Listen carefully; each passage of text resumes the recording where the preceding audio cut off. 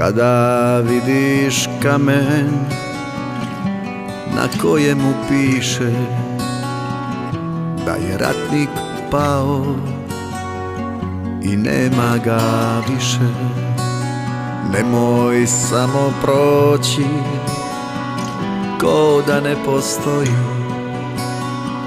Tu su hrabro pali prijatelji moji.